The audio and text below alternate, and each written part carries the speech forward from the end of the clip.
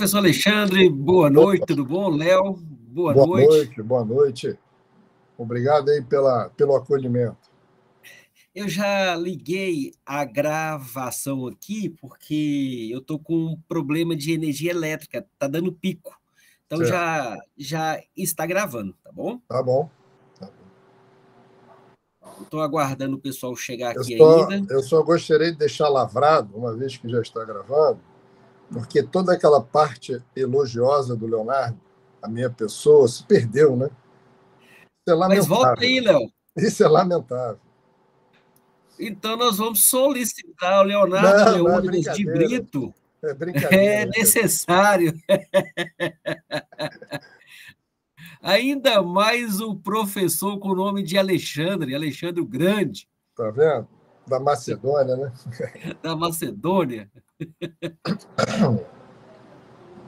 Que é um nome em extinção, né? Não conheço mais Alexandre nenhum, praticamente. É Ou, mesmo. ou são da minha geração ou não são. É porque tá na moda agora, é Enzo, me chama H, lá, esses Isso. nomes estão na moda. Enzo, qual outro é? Gael. Gael, isso é verdade, é verdade. É Os os nomes que tá na Alexandres, moda. Nós somos gerações antigas. é verdade. Como é que é? Os Alexandres estão em extinção, isso já é um sinal. Isso já é um sinal.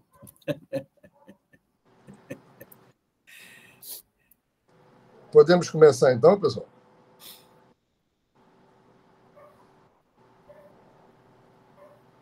Bom, como eu havia dito, não apareceram sugestões, eu vou avançar dentro da proposta aqui das figuras, dos slides, né, do PowerPoint. E o PowerPoint, devo dizer, é uma das poucas coisas que eu domino razoavelmente, pelo menos não passo muita vergonha, nesse mundo, desse universo da informática, da tecnologia informática. Né? Uma pergunta, alguém, porque tem algumas frases um pouco longas, e até para quebrar um pouco a monotonia da minha voz, eu ia pedir que alguém se voluntariasse para fazer a leitura. Alguém se voluntaria? Uma ou mais pessoas, né? Porque eu já poderia solicitar. Eu posso né? fazer sem nenhum problema. Beleza, Léo. Obrigado, então, meu amigo. Então, vamos lá. O primeiro slide, né, na verdade, eu falo do Sindicalismo Revolucionário e Anarquismo no Brasil, e eu gostaria já de explicar alguma coisa que eu imagino que os que me antecederam já devem ter falado sobre isso. Né? Existe uma polêmica que ainda não foi resolvida, pacificada, sobre dois conceitos, né? O conceito de sindicalismo revolucionário e o conceito de anarcossindicalismo. Para aqueles que fizeram graduação até os anos 90, praticamente o termo sindicalismo revolucionário não aparece, não no caso brasileiro. Né? Isso só vai começar a aparecer no final dos anos 90 e, mais propriamente, início dos 2000.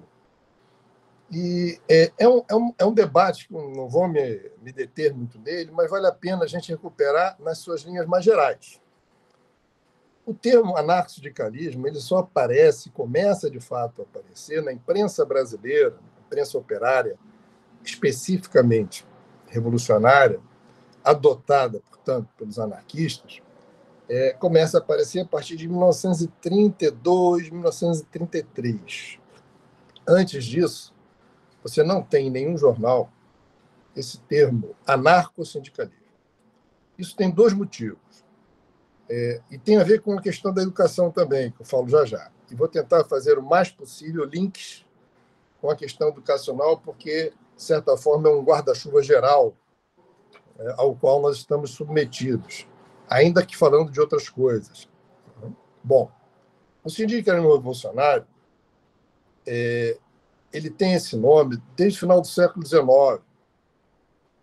É um tipo, digamos, de movimento exclusivamente operário que nega, por um lado, as tentativas malfadadas da social-democracia, aquela social-democracia clássica, que desde 1875 tem no Partido Social Democrata Alemão uma grande referência. Então, por um lado, o sindicalismo revolucionário é uma tentativa não de combater isso, mas de distinguir aquele novo movimento dessa iniciativa que, em 1889, criava a Segunda Internacional. Então, os sindicalistas revolucionários, alguns dos quais, inclusive, socialistas, comunistas e muitos deles anarquistas, eles vão criar vamos dizer assim, um projeto que não era especificamente anarquista, nem socialista, nem comunista. Vamos lembrar que ele surge antes da Revolução de Outubro de 17. Isso é importante porque senão a gente acaba fazendo aquilo que na fotografia nós chamamos de achatamento no plano. Né? É quando você histórica distorcida por uma visão muito lá atrás e passa a acreditar que, antes mesmo do fato acontecido, ele já influenciava. Né? Isso, às vezes, acontece em alguns trabalhos históricos. Não é só um anacronismo. Isso tem uma outra razão que também não cabe entrar em detalhes. Então, os sindicalistas revolucionários eles vão criar uma pauta e talvez o que vale a pena destacar nessa pauta é a questão da neutralidade política. O que seria neutralidade política? Que às vezes é traduzido, eu acho, de forma inadequada, politicismo. Seria a ideia de que o sindicato ele existe para fazer a luta, o sindicato ele é revolucionário e tem, portanto, um único e claro objetivo: derrubar o Estado capitalista, derrubar as instituições que o sustentam, que lhe dão acolhimento, que lhe dão arrimo, e construir uma nova sociedade. Então, acreditava-se que o sindicalismo revolucionário teria um teor prático de tal ordem, vamos dizer assim, superior ao que havia antes dele, que daria à classe trabalhadora um programa sem que esse programa se subordinasse de forma radical a qualquer ideologia. Eu acho muito importante, porque nós vamos falar da questão do anarco-sindicalismo. Né? Então, o sindicalismo revolucionário ele não era anarquista, o sindicalismo revolucionário ele não era socialista nem comunista, ele era sindicalista e revolucionário. Agora, o sindicalismo, esse sindicalismo na dimensão da tábula rasa. Ou seja, ele não esquece tudo o que aconteceu antes. E como o grande epicentro desse fenômeno é a França, obviamente que ele recolhe das experiências, inclusive traumáticas, anteriores a ele próprio, ele vai recolher algumas, digamos assim, lições. Lições essas que vão se traduzir num conjunto de pontos de uma pauta que vai ser repetida à exaustão nos congressos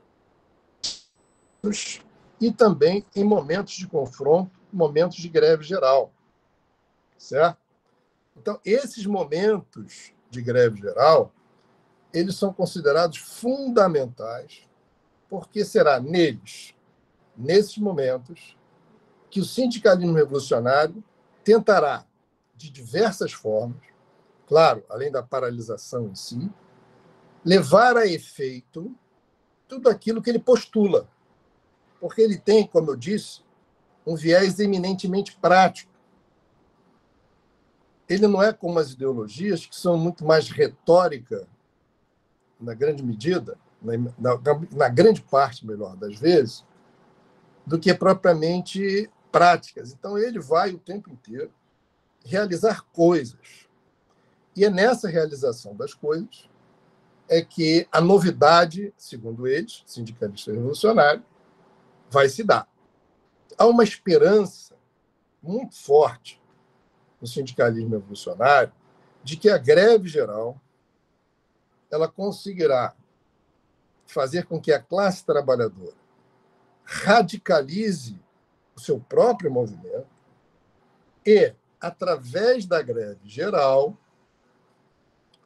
você vai ter a derrubada do sistema e a substituição desse sistema, das suas instituições, do seu aparato legal e tudo mais que o caracteriza, substituição por núcleos sindicais, ou seja, a estratégia geral é de que os sindicatos substituirão, na sociedade futura, eles substituirão tudo aquilo que não deu certo ou que era motivo de iniquidade na sociedade capitalista, na esfera do capitalismo.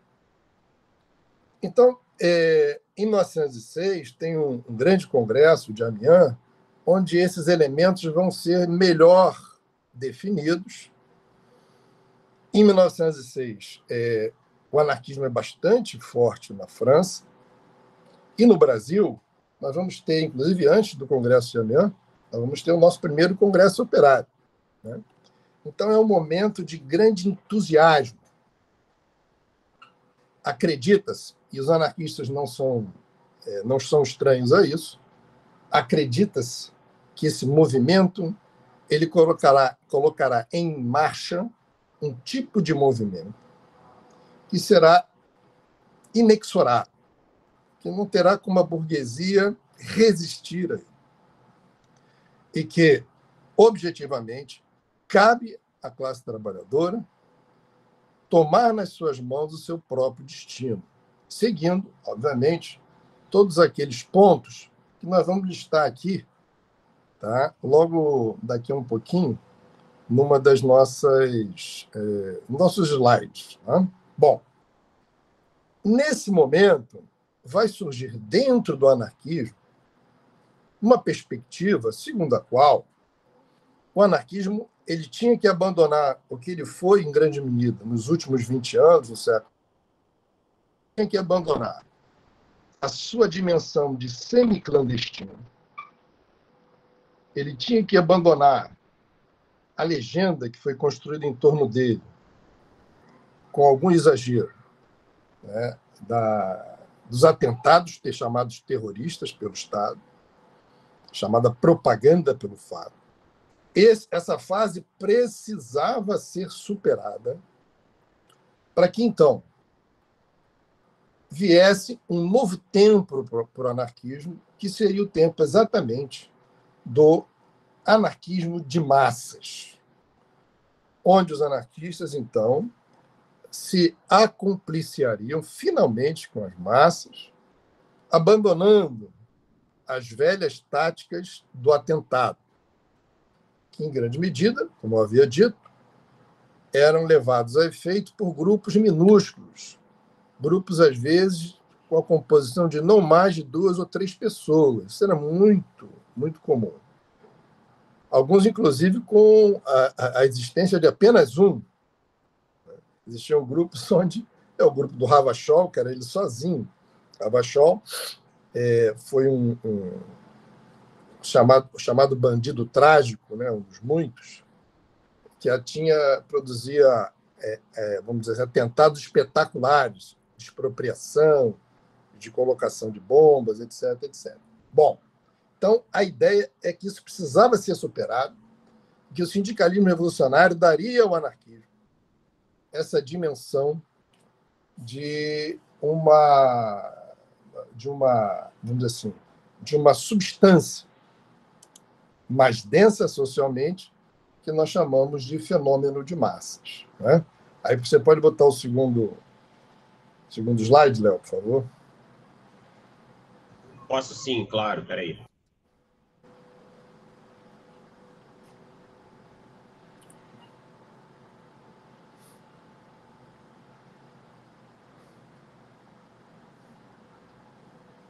Foi?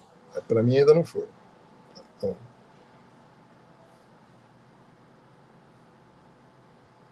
isso. Bom, eu botei essa foto, que é essa foto de uma aglomeração, onde ao centro tem algum destaque a bandeira negra, não sei se dá para vocês verem. Então, o fenômeno de massas passou a ser, para um setor do anarquismo, aquele que abandona a propaganda pelo fato. Veja, abandona, mas não negligencia o acúmulo de forças ou de repertório adquirido nesse período. Tá? É bom que se diga. Isso é muito importante. Não há uma execração há o entendimento que aquele fenômeno ele já tinha se esgotado e que, se continuasse, ele levaria o anarquismo ao isolamento. Tá? Então, você tem essa nova fase, que é o chamado fenômeno de massas. E no slide seguinte, nós temos um fragmento exatamente do Neno Vasco, que o Leonardo citou quando fez a apresentação, onde ele tenta, em alguma medida, e eu acho que consegue, porque o Neno Vasco era bastante didático, é uma das figuras mais brilhantes como teórico, pensador do anarquismo, né? Ele consegue sintetizar nesse parágrafo o que é esse anarquismo de massas. Léo, você pode ler para a gente?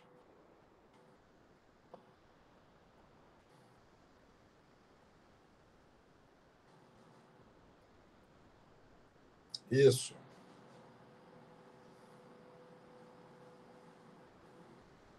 Seu microfone está desligado.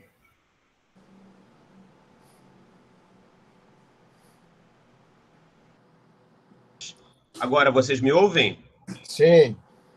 Engraçado que eu estava falando com o microfone ligado do celular e ele não funcionava, mas vamos lá.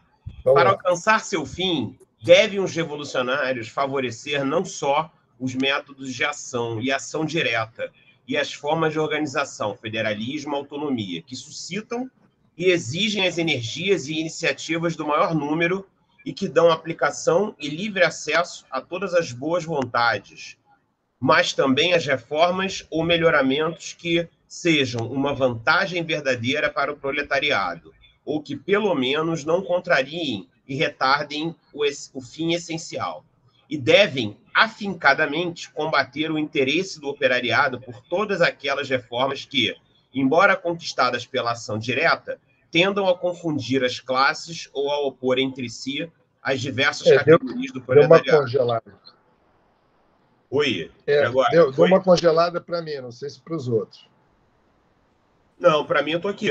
Não, foi só para você. Mas tudo bem, se para todo mundo foi, é o que importa. Então, nesse texto, eu vou destacar algumas palavrinhas e já pedi o Léo para ir para o próximo slide, tá? Porque a gente, senão, não consegue avançar o tempo. Tá? Eu vou destacar, nesse texto, a ideia de ação direta, federalismo e autonomia. 3 palavrinhas que, por acaso, ou talvez não por acaso, aparecem entre parênteses. Né? O que a ação direta ela importa para nós nesse debate? O que o federalismo importa para nós nesse debate? O que a autonomia importa para nós nesse debate? Importa exatamente porque eles vão sair confirmados da pauta desse primeiro Congresso Operário de 1906. É um Congresso Operário que vai acontecer no Distrito Federal, à época Rio de Janeiro, com um número, para o tempo que foi, expressivo de associações, eram 28 associações, de várias partes no Brasil. Tem uma peculiaridade desse Congresso que eu acho que vale a pena mencionar. Qual é a peculiaridade? Esse Congresso ele era para ser um congresso regional, mas, dada a animação do movimento operário e de setores anarquistas em relação à ideia do sindicalismo revolucionário, ele ganhou uma adesão que superou as expectativas dos próprios organizadores. Porque, vejam, ele inicialmente foi criado até com uma resposta que os revolucionários estavam dando a setores reformistas do movimento operário, que eram bastante prestigiados naquele momento, no Distrito Federal. Era o setor que o Boris Faltz chama de trabalhismo carioca, as primeiras evidências do trabalhismo carioca, que eu acho que está muito bem caracterizado, conceituado. Bom, nesse momento, há essa adesão e o Congresso ele é rebatizado. Ele deixa de ser um congresso regional e, no final, ele se transforma no primeiro Congresso Operário brasileiro. Tá? E aí, dentro das pautas, vocês vão ver aquelas palavrinhas que vão aparecer. O federalismo, a ação direta, a autonomia não aparece propriamente, mas ela é currículo oculto da pauta como um todo. não é? Essa autonomia é um currículo oculto da pauta como um todo. E tem aspectos que são muito próprios desse tempo. O antimilitarismo, porque há sempre o perigo de um conflito mundial. Os anarquistas eles não cansam de denunciar isso, né, que a corrida armamentista na Europa não daria em outra coisa que não um grande conflito mundial com consequências desastrosas para a classe trabalhadora, que teria que trocar o macacão das fábricas pelo uniforme nas trincheiras. Isso é dito o tempo inteiro na imprensa operária, na imprensa anarquista. Tá? Então, eles são antimilitaristas.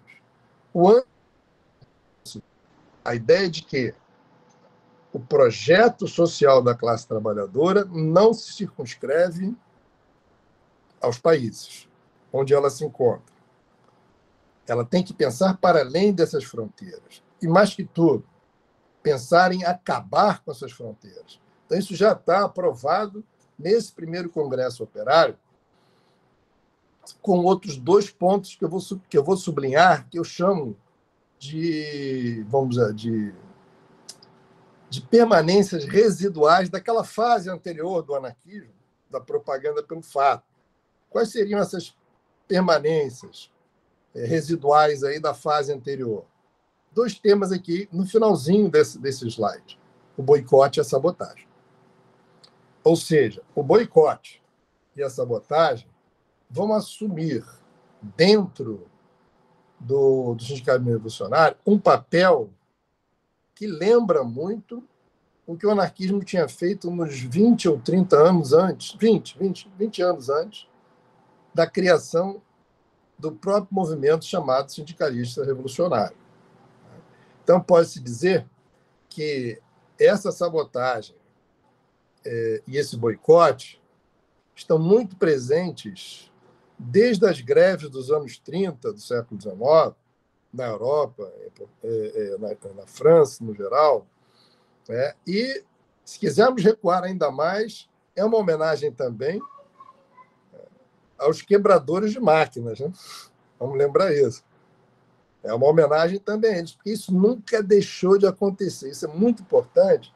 Por exemplo, em 1832, 1834, tem um conjunto de manifestações em Lyon, os trabalhadores da seda, onde eles destroem as máquinas e inutilizam a seda.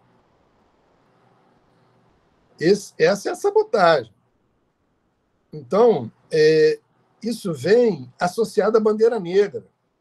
Isso é reforçado na Comuna de Paris. Isso não acontece exclusivamente, né? Sejamos bem realistas, na Europa. Aqui no Brasil, nós vamos ter uma série de exemplos de formas de sabotagem, de boicote da mão de obra livre e escravizada também, como nós sabemos. Né? Em qualquer dos casos, isso vai ficar decidido em 1906. Em 1906 também, eu não botei aqui, mas é bom que se diga, em 1906, entende-se que dentro da dimensão revolucionária, dentro da dimensão do federalismo, da autonomia e da ação direta, o que seria a ação direta, tentando resumir bem objetivamente?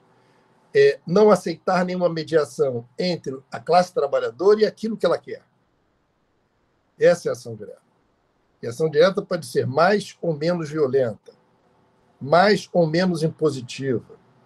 Vai depender do momento e vai depender do julgamento da classe trabalhadora de acordo com o momento. Tá? Então, isso também julgo que é de grande importância. Mas o que eu estou tentando dizer aqui? Esse projeto geral federalista, internacionalista, que é um guarda-chuva da ação direta, ou melhor, que a ação direta serve como um grande guarda-chuva, esse projeto inclui também as escolas chamadas racionalistas, as escolas inspiradas não só, mas no caso do Brasil, há um destaque importante para o Francisco Ferrer. Né? Então, tudo isso tudo isso, há que se levar em consideração que esse projeto do sindicalismo revolucionário ele é autônomo em todos os sentidos. Ele não se detém na pauta econômica. A pauta econômica é aquela que mais mobiliza. Aliás, desde a internacional, que vocês polemizam contra, por exemplo, a divisão de trabalhadores em partidos políticos. Eles diziam, Bakunin repetia isso à exaustão. Eles diziam, enquanto a pauta econômica, enquanto a necessidade unifica a classe, as preferências políticas podem dividi-la.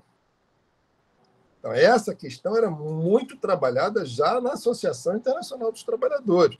Isso está presente nessa questão da neutralidade política. Né? E eu botei aqui neutralidade sindical, porque o sindicato não podia estar vinculado a partido. E havia uma tradição desse vínculo já no Brasil desde o final do século XIX. Os partidos operários do final do século XIX. E tinha por trás deles um partido socialista que durou muito pouco, mas teve alguma incidência sobre as associações de classe do final do século XIX. Não foi muita, mas o suficiente para serem dignas de nota. Né? Então, é isso. Todo esse conjunto, toda essa pauta, inclui também a educação. Tudo bem, gente? Podemos avançar? Ninguém quer falar nada, não? Podemos. Eu tenho algumas questões aqui, mas eu queria deixar para o final, enfim, mas também abrir para os demais. Eu sugiro que a gente faça agora, se não der para completar, se não der para chegar ao final, fazemos um arremedo de final, o que não podemos é esperar demais, entendeu? Claro, então, eu acho que todo mundo tem que colocar as questões agora, entendeu, Léo? Eu acho, minha visão. Concordo. Não, concordo com você, mas segue lá, no próximo slide eu faço, deixa eu passar o slide. O próximo slide é uma fotografia dos membros do primeiro Congresso Operário. E se vocês conseguem observar bem, ainda que a qualidade da foto não seja grandes coisas, já aparecem ali homens negros. Né? Então, é uma outra coisa importante. Tem um companheiro nosso, que foi aluno nosso do Colégio Pedro II, hoje é um brilhante historiador, o Lenilson Nóbrega, que ele diz uma coisa que eu acho que sintetiza. E eu não vou me deter nisso, porque senão isso dá um encontro. Tá? Ele diz o seguinte, olha, não foi o imigrante que tirou o lugar do negro na fábrica. Quem tirou o lugar do negro na fábrica foi a historiografia. Porque se você observa as fotos dos congressos operários, você percebe claramente a presença de homens negros. Então, isso é um dado a ser considerado, porque é uma fotografia. Né? E de onde vêm esses homens negros? Né? Então, eu acho uma questão, infelizmente, a gente não pode deter ela, senão a gente se perde. A gente se perderia bem, né? Mas não é o escopo, né, do nosso encontro de hoje. Então, esse elemento é importante, porque o sindicalismo revolucionário vai chegar no Brasil, ele não vai chegar aqui e vai ser apresentado como dádiva. Ele vai dialogar com outras tradições que aqui já existiam. Tá? Só para lembrar um pouquinho, o Proudhon já era conhecido no Brasil antes mesmo de 1845, antes da Praeira, que é considerada uma grande revolução, com característica até do socialismo, tá? Mas essa ideia já existia. Tá? O Arthur aqui sofreu uma invasão aqui de uma tribo bárbara agora. Bom, Léo, vamos então para o outro slide depois da foto, pode ser? Vamos. Posso fazer a leitura, ou então a colega Gabriela, né, também tinha se oferecido para fazer a leitura. Se ela quiser, por gentileza, fique à vontade. Olha só, antes da Gabriela, pode ser, Gabriela? Pode. Obrigado, Gabriel. Olha só, antes de você ler, eu quero só fazer um comentário. Esse trecho é tirado de um jornal chamado A Terra Livre. Esse jornal é publicado a seguir o Congresso Operário. É um jornal que foi transferido para o Rio de Janeiro. Ele começa em São Paulo, se transfere para o Rio, a propósito exatamente de ser uma espécie de divulgador das decisões do Congresso Operário. Tá?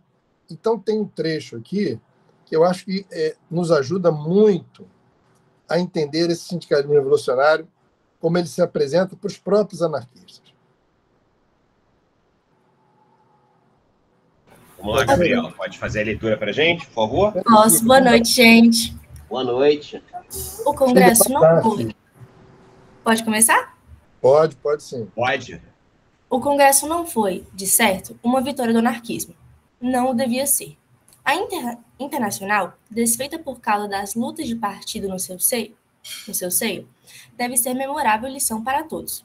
Se o Congresso tivesse tomado caráter libertário, teria feito obra de partido, não de classe. O nosso fim não é constituir duplicatas dos nossos grupos políticos. Mas se o Congresso não se foi, a vitória do anarquismo foi, porém, indiretamente útil à difusão das nossas ideias. Muita gente, graças a uma lenda filha da ignorância e da malícia, formam dos anarquistas um conceito estranho e supersticioso. Fisicamente, imagina-se como monstros de pelo hirsuto, olhos esgazeados, berros atordoadores, com as mãos cheias de dinamite. A Terra Livre, 13/8/1906. Muito obrigado mesmo, companheiro. Esse trecho é lapidar, hein, Alexandre? É lapidar. Eu acho que esse texto, se alguém com alguma dúvida sobre o que era o sindicalismo revolucionário para os anarquistas, aí está claro, não é? Então ele diz, se tivesse feito obra libertária, de caráter libertário, teria feito trabalho de partido.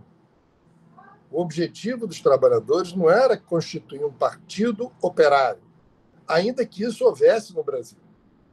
Os partidos operários surgem na dimensão de uma representação política, a moda daquela que existia também na França, muito desenvolvida por alguns, como o Benoît Malon. Curiosamente, o Benoît Malon tinha sido anarquista durante a Comuna, né? Uma curiosidade. E depois vai para o chamado socialismo integral. É o pai do socialismo integral, que nada mais é do que a tentativa do socialismo se fundir ao movimento operário e virar ele, socialismo integral, uma espécie de, vamos dizer assim, de reivindicador de tudo aquilo que a classe trabalhadora precisava, né? Isso que o Leno Vasco está dizendo, ele está dizendo assim, olha, nós não queremos o que os socialistas querem. Nós não queremos o que os partidos operários na Europa e no Brasil propõem. O que nós queremos é a auto-organização. Aí vem o debate da autonomia. E aí eu acho muito importante a gente recuperar um pouquinho da questão da educação. Por quê? Nessa lógica de uma classe trabalhadora autônoma, que é uma dimensão do sindicalismo revolucionário, nessa lógica, as escolas operárias, elas são, antes de tudo, operárias. Né? E, por serem operárias, elas são radicalmente autônomas, inclusive em relação ao anarquismo. E precisam ser. Porque o anarquismo ele é uma orientação política, é de uma preferência política específica. Ele não se estende mecanicamente a todo o campo revolucionário sindical, ainda que a ele se associe. É isso que o Leno Vasco está tentando dizer. Então, o que o Leno Vasco tenta deixar claro, até para os anarquistas que nesse momento estão ainda um pouco perdidos, ainda estão vivendo um pouco o período da propaganda pelo fato, é dizer o seguinte, olha, o trabalho dos anarquistas nesse momento é fazer a classe operária o mais possível autônoma. E as escolas têm um papel central. Então, não é uma escola anarquista, é uma escola operária. Tá? Vamos lembrar que os anarquistas, antes mesmo de terem esse nome, mutualistas, coletivistas, que eu julgo que são formas históricas do anarquismo, os anarquistas, eles não tinham uma proposta pedagógica que fosse desvinculada da classe trabalhadora. Todos os congressos operários discutiram propostas de uma educação radicalmente autônoma a partir da experiência coletiva operária, não a partir da preferência de uma especificidade ideológica. Isso está muito claro o tempo inteiro.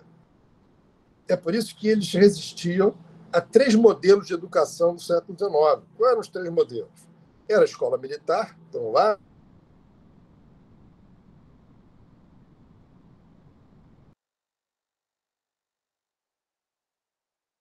Opa, travou para mim, travou Pra mim para todo também. mundo aí. Então o Alexandre caiu. Ele estava falando da modelos de escola militar, clerical e republicana estatal. Espera aí, deixa eu falar com ele.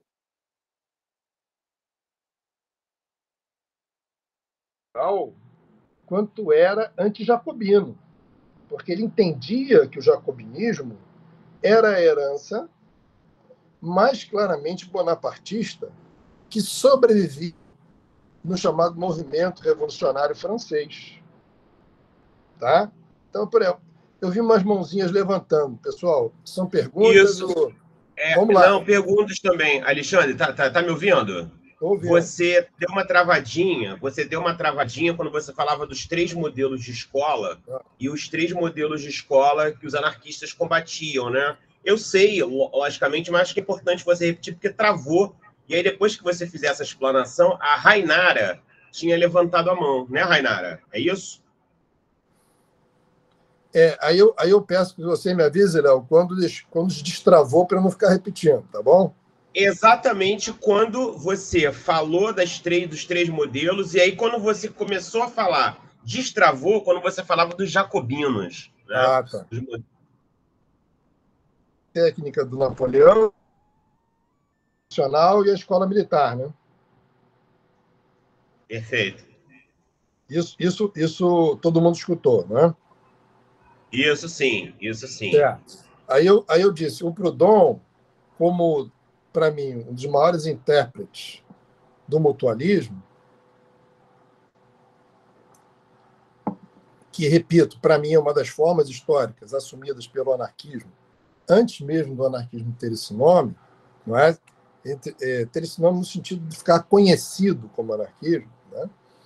É uma tradição, podemos dizer assim, do campo socialista. Então, o Proudhon tinha um mal-estar enorme com as iniciativas protagonizadas pelo Estado, exatamente porque ele via nelas a tutela. A confessional era a tutela da igreja, a militar é a tutela do que havia de pior, né, na hierarquia, e a terceira era a tutela do próprio Estado. Nos 3 casos, seria o sequestro permanente da autonomia da classe trabalhadora, porque a autonomia é a questão central. Quando o Proudhon diz que a anarquia é ordem sem coerção, o que ele está dizendo é o seguinte: olha, o que é ordem sem coerção? É quando aqueles que estão no contexto da ordem, eles próprios explicitam como todos devem se conduzir frente aos desafios sociais. É o que ele está dizendo. Né? Então, esses elementos vão contar, por exemplo, no caso do sindicalismo revolucionário, quando esse sindicalismo revolucionário vai estimular a criação de escolas operárias. Não é por acaso, né, Léo? Já falei isso várias vezes, que o Nilo Peçanha, que conhecia Kropotkin, por exemplo, né? Nilo Peçanha vai propor, né, uma escola de nível técnico. Correto? E os anarquistas estão, nesse momento, em pleno desenvolvimento do seu próprio modelo autônomo de escola. Ou seja, é uma tentativa de polemizar, ainda que sem a explicitação, mas de polemizar e de disputar mesmo, de certa forma, com aquilo que está acontecendo no movimento operário. Então é isso. Então vamos lá, vamos às perguntas aí. Não, essa é a questão. A Rayana, perdão, acho que ela, Rayanara, eu acho que ela levantou sem querer, depois ela escreveu aqui. Mas isso que você coloca, Alexandre, é fundamental, porque, assim, existe uma historiografia, inclusive uma historiografia hoje, a gente não pode dizer que é uma historiografia conservadora, né, sobre a educação profissional, sobre a história da educação profissional no Brasil, né, que atribui, a partir de uma determinada operação intelectual, né, a origem da rede federal situada lá na Escola de Aprendizes Artífices, criada no período Nilo Peçanha, né, 1909. E aí é interessante a gente perceber que nesse mesmo contexto a gente tem no Brasil, não apenas em São Paulo, mas em várias partes do país, né, propostas de educação autônomas da classe trabalhadora, no sentido de se formar esses próprios trabalhadores e os filhos da classe trabalhadora a partir do princípio da politecnia da aprendizagem, a partir da ideia de instrução integral, ou seja, a partir de pressupostos que parece, né, que uma determinada historiografia marxista vai só enxergar na experiência soviética, nos debates lá da escola soviética, né, da Krupskaya, elaborada pela esposa do Krupskaya, elaborada pela esposa do Lenin, e vai negligenciar completamente essas experiências históricas. E como muito bem você menciona, né, o Nilo Peçanha conhecia Kropotkin, ou seja, o Nilo Peçanha propõe uma educação profissional para os desvalidos da sorte ou para os aprendizes artífices para os desvalidos da sorte, já como uma resposta a essa organização efetiva da classe trabalhadora, né? É isso.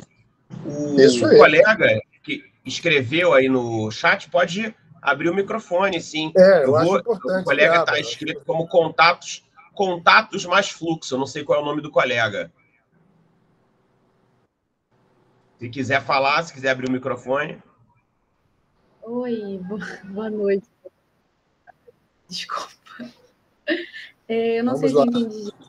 A educação politécnica implementada pelo Nilo Peçanha foi para um apagamento, ou para uma exclusão da possível insurgência das educações libertárias que estavam sendo pipocando aqui durante essa época? Foi isso mesmo? Qual o mesmo? Oi? Não entendi, desculpa. Qual é o seu nome mesmo? Sandy. Hein? Sandy. Vamos lá, Sandy. É isso mesmo que eu estou dizendo. Eu defendo a tese segundo a qual o Nilo Peçanha, de todos os presidentes da velha República, ele era, de longe, o que mais conhecia o movimento operário. Ele era dos poucos que incorporava na sua retórica trechos do próprio Kropotkin. Não estou dizendo com isso, né, que ele fosse simpático à anarquia. Estou dizendo que ele tinha o entendimento daquilo que estava acontecendo. E uma vez que o sistema educacional ele é extremamente excludente, ele percebeu que, como supremo mandatário do país, ele precisava preencher essa lacuna, porque ele via claramente que essa lacuna estava sendo preenchida autonomamente pelos setores populares. E se há alguma coisa comum a todos os presidentes da Primeira República, esse comum a todos está numa profunda aversão a tudo aquilo que vem das massas. É claro que se expressa de formas diferentes, com políticas diferentes, mas a ideia geral é que o Estado está ali para impedir que a classe trabalhadora se torne autônoma. É preciso que ela seja tutelada. E daí a escola de 1909. E é curioso, né? Porque em 1909 também é o ano do fuzilamento do Francisco Ferrer e Guardia, que criou uma comoção geral no país, não só no Brasil, fora do Brasil também. Então, existem indícios, a meu ver, suficientes para que, pelo menos como hipótese, a gente levante essa questão. No momento onde as escolas operárias, não é, onde a metodologia ela era centrada na dimensão autônoma, não confessional, não militarista e não estatista, é curioso como, nesse mesmo período, você tem uma iniciativa do Estado que vai concorrer com esse projeto. Né? É o Estado, para mim, claramente interferindo no tecido social para não perder a sua relevância. Como, aliás, é assim que acontece nos dias de hoje. Né? Eu acho que não é uma coisa muito diferente do que acontece hoje. Um gestor, com o nome que eles gostam mais hoje, gestor, né? Um gestor ele procura sempre, e o mais possível, preencher todas as lacunas e estar em todos os espaços, exatamente para que lá, nesses espaços, não surja nenhum projeto alternativo que venha a tornar ele, poder, desnecessário. Esse é um pressuposto do poder. Né? Então, eu atribuo essa iniciativa do Mundir Peçanha, eu acho que isso rouba, de fato, um pouco do brilho, da cintilância desse projeto que o pessoal da educação básica gosta um pouco de sustentar, né? De uma iniciativa muito meritória, que foi importante, que mostrou... Foi um momento de rara sensibilidade do Estado, etc, etc. Mas o que é importante para nós é buscar uma análise mais crítica dessa iniciativa. Porque entrar no discurso laudatório a isso é roubar da discussão o que há de mais valoroso na sua complexidade, o que há de mais interessante na sua... É a minha visão. Tá? Senão, peço desculpas, né, se cria alguma senhora celeuma aqui no grupo, mas é uma visão que a gente não pode descartar. Tá? É óbvio que essa hipótese ela precisa ser melhor investigada, mas eu tenho comigo que existem fortes indícios de que essa hipótese já pode, sim, ser considerada uma tese. Mas a gente precisa avançar mais nesse estudo. Não, e faz todo sentido, né? Porque em 1906, no COB, no primeiro Congresso Operário Brasileiro, já há resoluções muito bem delineadas e bem acabadas no sentido da construção de escolas operárias financiadas pelos sindicatos, né? Enfim, quando a gente levanta os documentos sobre a escola moderna, as escolas modernas de São Paulo, as contribuições que o João Penteado e o Adelino de Pinho, né, solicitavam aos sindicatos de tipógrafos, enfim, as diferentes categorias profissionais ali nas redondezas da escola, ali, tanto no Belenzinho quanto no bairro do Brás, né, enfim, naquela região ali central de São Paulo. E 6 tem isso, 9 a criação, né, das escolas de aprendizes artífices, né, justamente para atender os pobres e desvalidos da sorte. Né? Em 1909, a gente tem o fuzilamento do Ferrer e Guardia, e depois você tem, né, todo um período de violenta repressão ao movimento operário, que vai ter a culminância ali em 17, né, em função da greve geral, em função da insurreição no Rio de Janeiro, né, e aí coincidindo, né, convergindo lá na Clevelândia, lá naquela prisão que é vista como necessária para deter essas lideranças. Então, assim, eu concordo integralmente com você. Isso já saiu do plano da hipótese e já está no plano de uma tese muito bem, já com indícios muito fortes, elementos, né, muito fortes, para se escrever, para se cravar que a Escola de Aprendizes Artífices é uma alternativa estatal, não é? É uma saída estatal, é uma alternativa estatal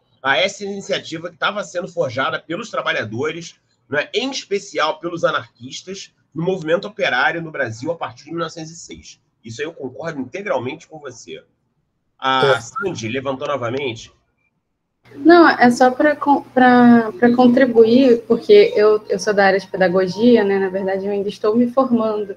E eu estou estudando exatamente essa parte da escola moderna e fala muito de contribuições marxistas e etc. Mas essa parte sobre as contribuições operárias, de operários investindo para essas construções, tanto teoricamente quanto financeiramente, eu realmente nunca ouvi falar. E assim, faz um tempo, né? Eu estou estudando agora em alfabetização, né? Mas desde o começo da graduação, isso vem se falando, né, sobre a escola moderna, as contribuições marxistas. Mas essa parte em si é realmente a primeira vez que eu estou tendo contato com isso. É só para como isso realmente foi um apagamento quase que bem feito, tanto pelas instituições federais também, né? Porque eu faço por uma instituição federal. É isso, é deliberado, né? Existe um movimento, existe ali uma deliberação muito evidente de uma determinada historiografia que é de esquerda também, né? Que apagou essas contribuições. E aí, o seu espanto, Sandy, a gente compartilha também esse espanto, porque, em grande medida, é o que nos motivou a elaborar essa proposta de curso aqui. Mas é por isso que a gente está tentando iluminar determinada tradição que foi historicamente apagada, tanto pelo Estado, pela historiografia oficial, quanto mesmo por uma determinada historiografia do campo crítico, né?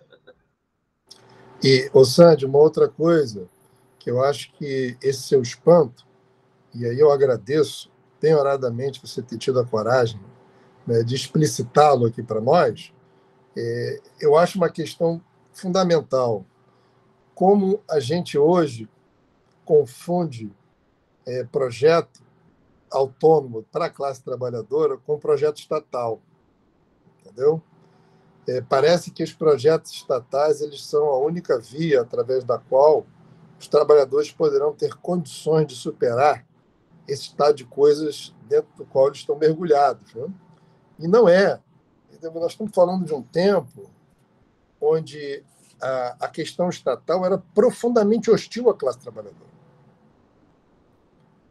Não há da parte do Estado praticamente nenhuma medida consistente no sentido da emancipação da classe trabalhadora. E eu me arriscaria a dizer que hoje, a despeito dos indicadores sociais, na essência isso não mudou. Não no que diz respeito ao tema autonomia. Pensando a autonomia como a norma gerada pelos próprios seguidores. Ou seja, a autonomia é isso, nomos é norma, né? Então, a autonomia é aquilo que os próprios indivíduos escolhem para eles. É um conjunto de conteúdos que levam a uma conduta, certo? Quando isso passa às mãos de um ente abstrato, que é um governo, isso não é autonomia, isso é heteronomia. É quando a norma é tomada, é sequestrada da classe e é resolvida fora dela por doutores, por especialistas da lei. Então, esse aspecto está muito evidente na preocupação não só de anarquistas, mas de operários e sindicalistas revolucionários. Eu gosto muito de falar de sindicalistas revolucionários, porque nem todos eram anarquistas. E o texto do Neno Vasco, ele é muito explícito nisso, nem precisam ser, porque o que nós queremos é obra social. Né? Então, a obra social, ela extrapola essa dimensão, né, estritamente ideológica. Mas os anarquistas, acho que também é importante dizer, eles, do conjunto, ideologicamente falando, do conjunto do que nós poderíamos chamar da esquerda brasileira, são os únicos a levar às últimas consequências esse projeto autônomo. Não por acaso, vão sofrer muito depois de 1930, quando a heteronomia entrou na ordem do dia. Muito mais do que no período anterior. A partir de outubro de 1930, nós temos um período pesado de heteronomia. E as leis trabalhistas são uma evidência disso. Né? Mas isso é um debate também que... Tá?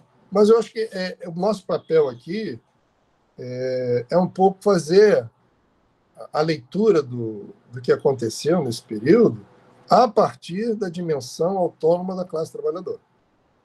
Que hoje, como você mesmo disse, eu acho que sofreu um certo apagamento, né, de tal ordem que a gente tem dificuldade de pensar assim. A gente começa a pensar que o Nilo Peçanha, afinal, é o nosso grande patrono. Né?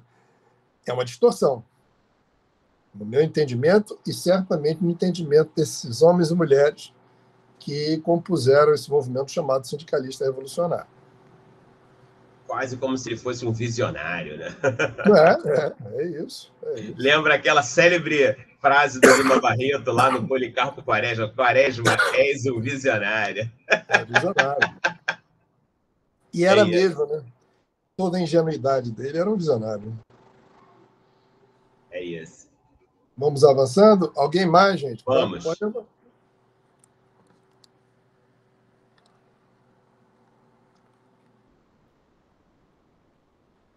Agora é sobre sindicalismo, sobre a especificidade da ideologia, não é isso? Sobre a importância do sindicalismo. Ah, tá, vamos lá. O anarquismo, Isso. Vamos lá, posso fazer a leitura. O anarquismo, apartado do movimento operário, entrou de definhar, de se consumir num criticismo estéril e impotente, de se dividir em pequenas capelas, com infiltrações de individualismo burguês ou de misticismo, divagações metafísicas e torneios intelectuais de diletantes e de snobs. Nada mais atual do que isso, né? Exatamente. Então, o que o Neno Vasco está dizendo? Fora do movimento social, fora do movimento popular, né, o anarquismo definha. Ele nasce nesse movimento. E não há como emancipar-se dele garantindo aquilo que deu a ele, no tempo em que surgiu, né, o vigor que ele possuía até então. Né? Essa é a grande questão.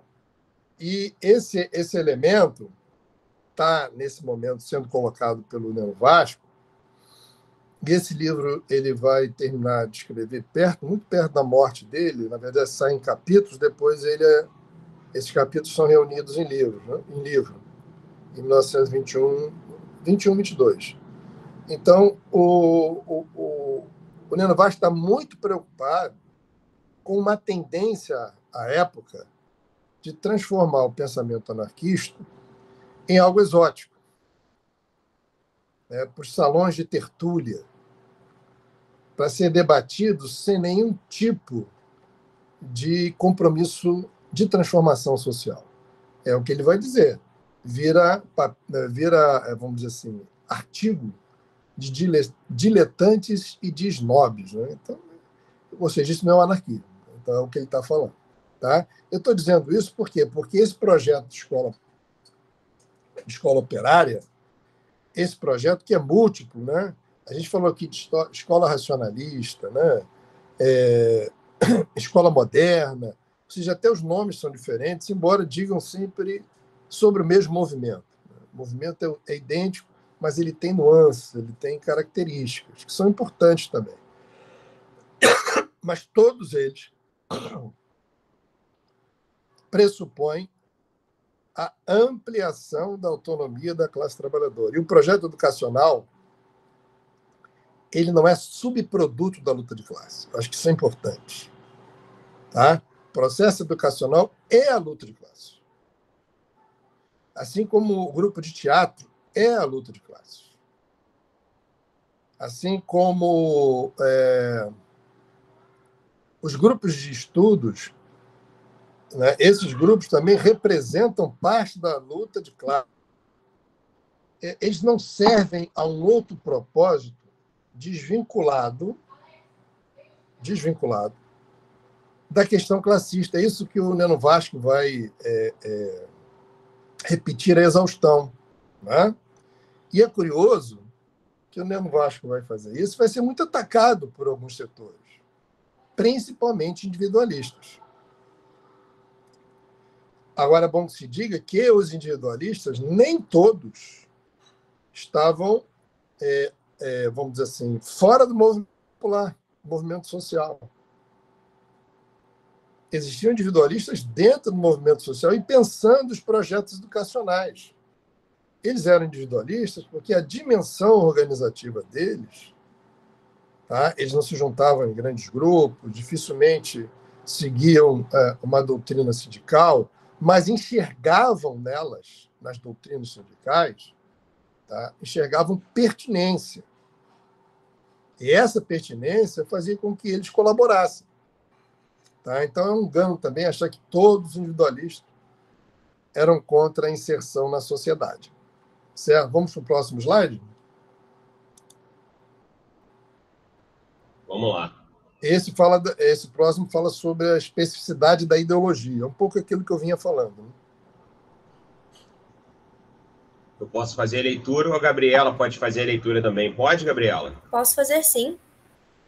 Por favor. Ok.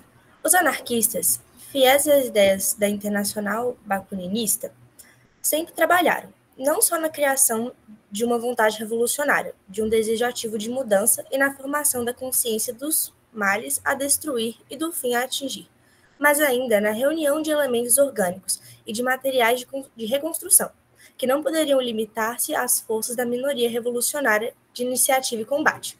Eis porque fomos sempre sindicalistas, e mesmo antes do término. Isso. Tá, eu acho que, mais uma vez, o Neno Vasco foi feliz. Né? Ou seja, mesmo antes do sindicalismo, o anarquismo era sindicalista. Por quê? Lembra que eu disse aqui, uns minutos atrás, que lá atrás, nos anos 40 do século XIX, a primeira forma histórica do anarquismo foi o mutualismo? Pois é, o mutualismo nada mais é do que um fenômeno sindical da classe trabalhadora. Quando o Proudhon vai escrever, né, da capacidade política das classes trabalhadoras, ele bota no plural, das classes trabalhadoras, teria sido talvez o seu testamento final. O que ele está tentando sintetizar é tudo aquilo que ele observou acontecendo no período em que ele passou a se dedicar a interpretar o fenômeno. Então, o anarquismo surge dentro da classe trabalhadora e pensando nela. Ele não surge nos debates intelectuais, ainda que eles aconteçam. E eles não rejeitam esses debates intelectuais. Isso é importante que se diga. Na Internacional, eu estou falando de uma Associação Internacional de Trabalhadores, fundada lá em 1864, e que esse ano completaria, se continuasse, 160 anos, né? Ou seja, naquela forma que ela tinha em 1864. Né? A Associação Internacional, ou chamar só de Internacional, era uma organização de trabalhadores e trabalhadoras. As pessoas se identificavam, antes de tudo, pelo ofício. Era menos pelo ramo industrial, porque, afinal, o conjunto de operários artesãos era muito grande. Então, por isso, a identidade ainda era de ofício. Mas eram todos, ou pelo menos a esmagadora maioria, de operários. Vamos lembrar que o Bakunin só participou, o Bakunin, né? Ele só participou de um único congresso da Internacional. O Marx também. O Marx só participou de um único congresso para expulsar o Bakunin, que não chegou a tempo a esse congresso. Ele foi expulso sem estar lá. Então, pois é, né? Então, esses homens que nós hoje, de certa forma, nos referenciamos, até com alguma justiça, é preciso também relativizar o papel deles, uma vez que eles eram grandes polemistas, mas a cumplicidade deles com a classe trabalhadora era uma cumplicidade, antes de tudo, intelectual. era um compromisso intelectual, uma cumplicidade intelectual, um vínculo moral, a ideia de que existe sim, uma moralidade na luta da classe trabalhadora contra os desmandos, né, os privilégios das classes dominantes. Isso era comum. Ou seja, a aliança ela era verdadeira.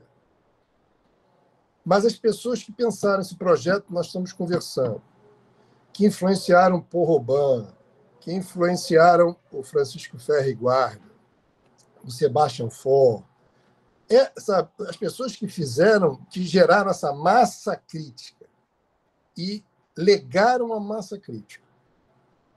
Para os que vieram depois, eu acabei de citar 3 deles, que são muito importantes, esses é que, de fato, criaram o paradigma da autonomia. Quando negaram, ao mesmo tempo, uma educação estatal, uma educação militar e uma educação confessional, esses operários são todos operários. Eles tinham uma única coisa fundamental em comum. O que eles tinham em comum? Eles não queriam nada daquilo que aquela sociedade, que aquele Estado-nação que se configurava no século XIX, estava lhes oferecendo. Porque eles desconfiavam desse Estado-nação. Eles não acreditavam na sinceridade das propostas, mais que tudo pelas evidências que eles enxergavam na sociedade que viviam. E chegaram à conclusão, meio óbvia, é claro, né, que se a classe trabalhadora não produzisse seu próprio projeto, não seriam seus algozes que o fariam. Né? Então, esses elementos todos, eles se perderam. Eles se perderam num certo triunfo da democracia representativa. E aí a gente entra no debate sobre a representação. Né? Debate sobre a representação, que é um debate ultra atual, e eu não estou me referindo a urnas que são ou não são auditáveis, né? Estou falando da própria proposta eleitoral em si, a dimensão representativa, que tem disparidades, que produzem distorções tremendas. Né? O Pacto Federativo dos Estados Unidos é um, o nosso é outro. Então, esses elementos estavam sendo questionados por esses trabalhadores. Eles estavam ousando, não por acaso, após a Comuna de Paris, a Internacional será proibida e criminalizada em todos os países da Europa. De uma organização pública, a Internacional teve que virar uma espécie de carbonária e sobreviver na clandestinidade, até o momento em que foi possível a retomada dos sindicatos, porque os sindicatos ficaram proscritos por mais de 10 anos. E o sindicalismo revolucionário é, em grande medida, isso. O sindicalismo revolucionário ele é, em grande medida, tá, a retomada de um processo que foi interrompido drasticamente após a Comuna de Paris. E que veio sofrendo uma série de assédios do Estado, da burguesia e por aí vai, durante toda a segunda metade do século XIX. E, no caso brasileiro, sofreu assédio, e as leis contra os anarquistas e operários foram muitas, né? Era um momento contra imigrantes, depois mais claramente contra anarquistas. E depois veio a segunda onda de assédio, né? Que é o Estado, vamos dizer assim, o Estado corporativo do Vargas. Né? É o segundo assédio, que capturou a palavra revolução. Os anarquistas tiveram um trabalho enorme, de 30 até 35, libertadora, para tentar dizer o seguinte: essa palavra revolução não pertence ao varguismo, não pertence aos tenentes. O que eles querem é uma revolução política, nós queremos uma revolução social. Essa revolução política não resolve o problema. Olha a pauta da autonomia, olha a pauta da ação direta. Então, isso é retomado no pós-30 de uma outra forma. Tá? Bom, eu fiz algumas afirmações polêmicas, ninguém vai falar nada, não? Pelo menos para mim não é polêmico, eu concordo integralmente, mas enfim, a minha opinião não vale aqui, mas de fato, né?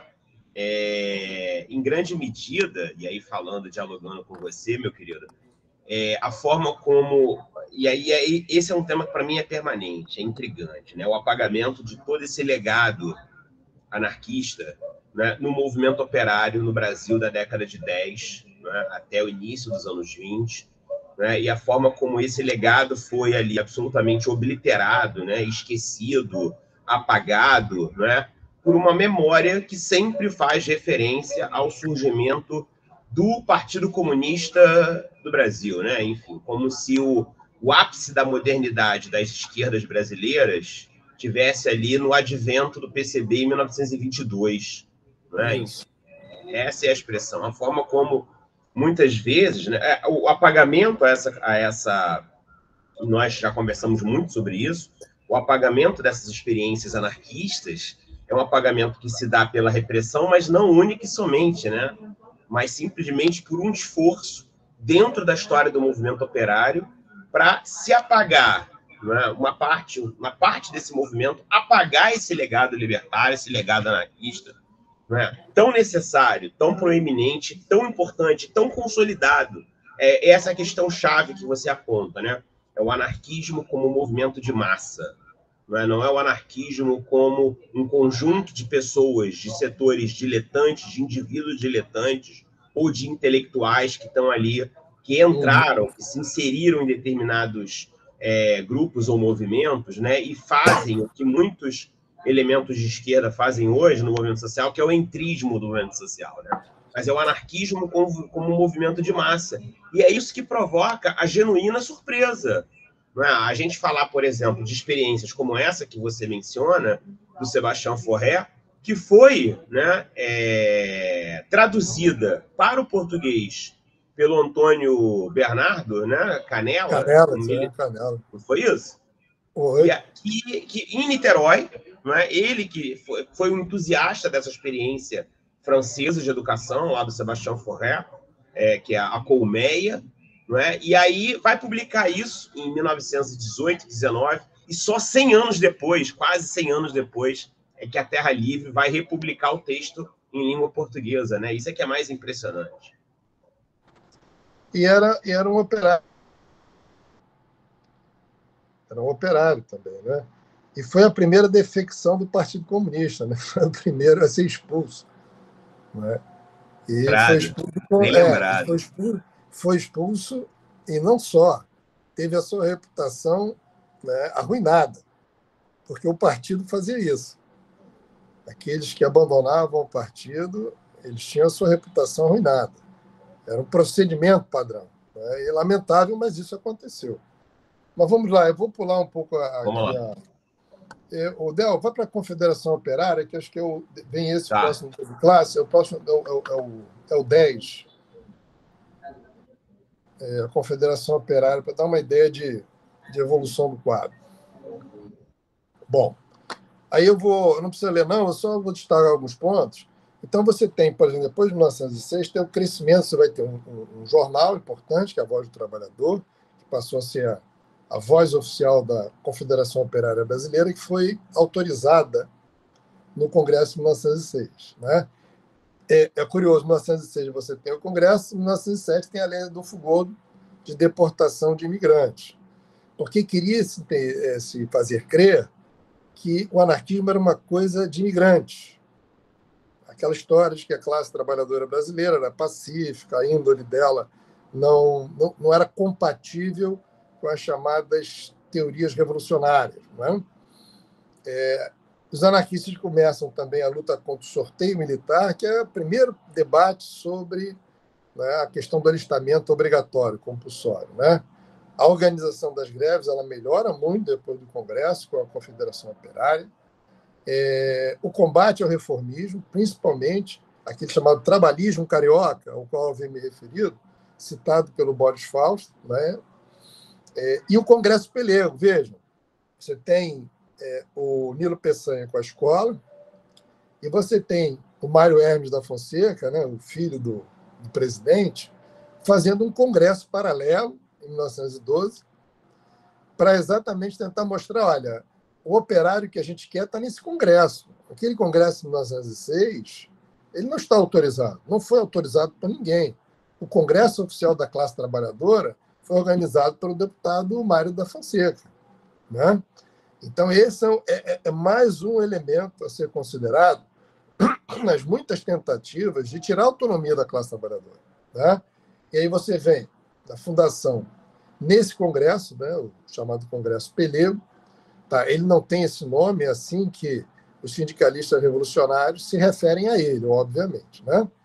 É nesse congresso que eles vão fundar a Confederação Brasileira do Trabalho, que era para tentar, de certa forma, criar uma rivalidade com a Confederação Operária Brasileira, a COB, que era uma deliberação do Congresso Autônomo de 1906. Então, você vê o Estado se movimentando para combater o projeto autonomista, né? Vamos para o próximo? Segundo Congresso Operário? Vamos, espera aí.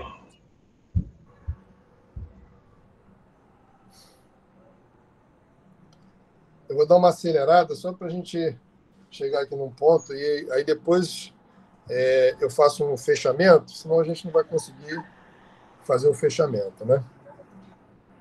Bom, segundo o Congresso Operário de 13, já temos um crescimento bastante significativo, já temos federações estaduais participando, não apenas sindicatos, você tem 5 federações locais, né? Mais de 50 sindicatos, no outro primeiro congresso eram 26 ou 28, né? Todo o Brasil, deliberações, combate ao cooperativismo, que é exatamente o chamado sindicalismo moderado, o colaboracionista, o amarelo. A definição do salário mínimo, o que os operários entendiam que era salário mínimo, ou seja, essa definição era feita pelo operário, não pelo Estado, né? Atitude do proletariado diante da guerra, nós temos 13, as vésperas da Primeira Guerra Mundial, né? Crítica ao Estado, muito forte, propriedade privada e ao capitalismo. Nesse congresso, você tem uma pauta que começa a se radicalizar.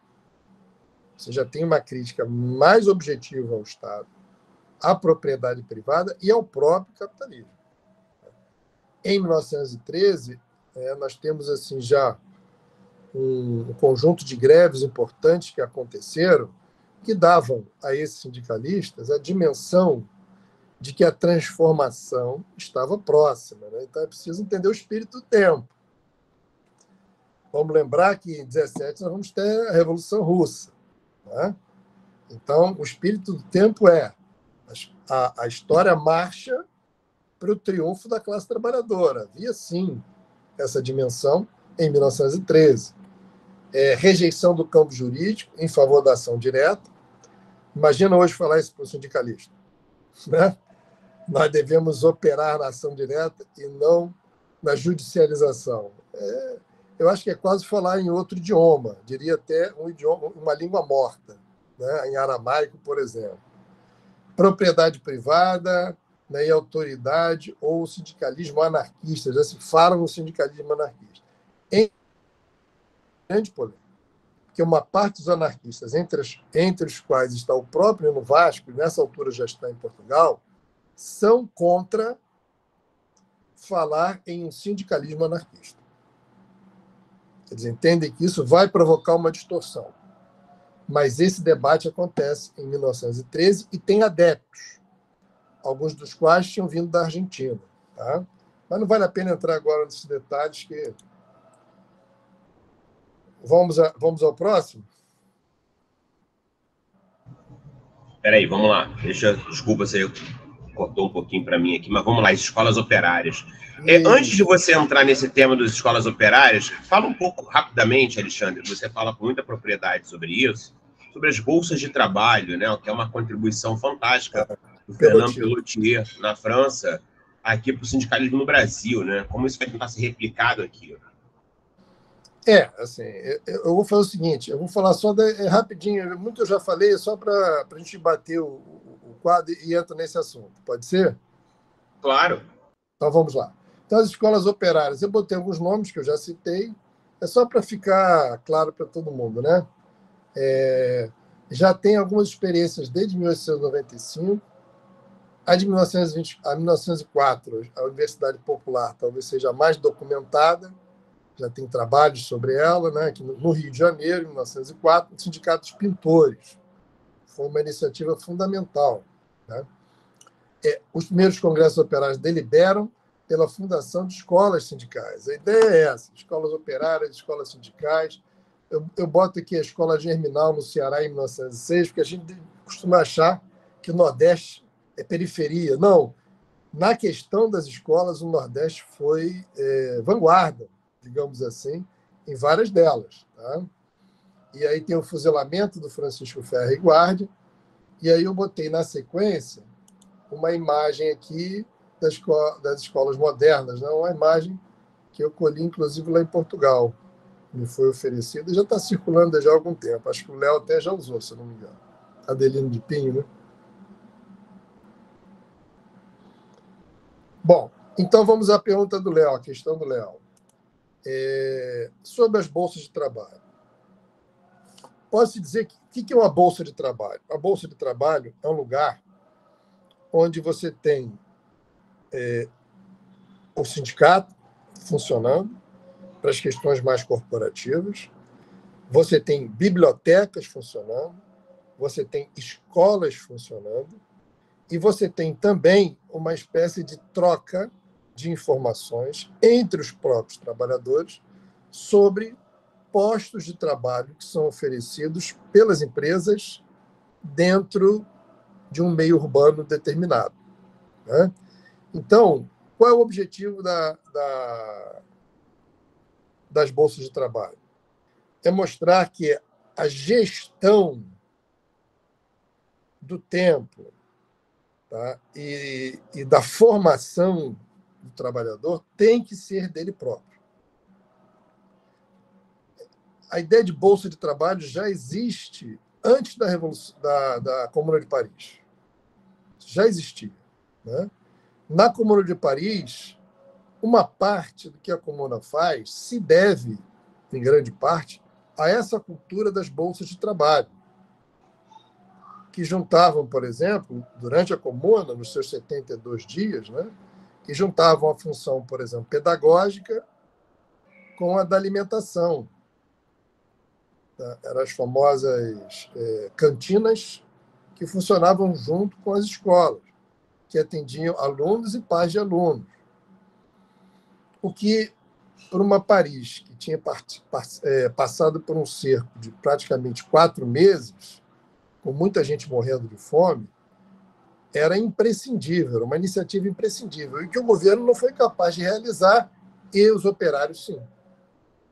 Então, essa tradição da Bolsa de Trabalho ela foi sendo construída, e foi através da Bolsa de Trabalho que talvez um dos maiores militantes anarquistas e do sindicalismo revolucionário aparece, que é o Fernand Pelloutier. Ele tem até um livro importante que vai estar sendo traduzido, já deve estar terminando. Acho que no início do ano que vem vai estar disponível para todos nós, a história das bolsas de trabalho, onde ele conta essa história, né? Então, a Bolsa de Trabalho era isso.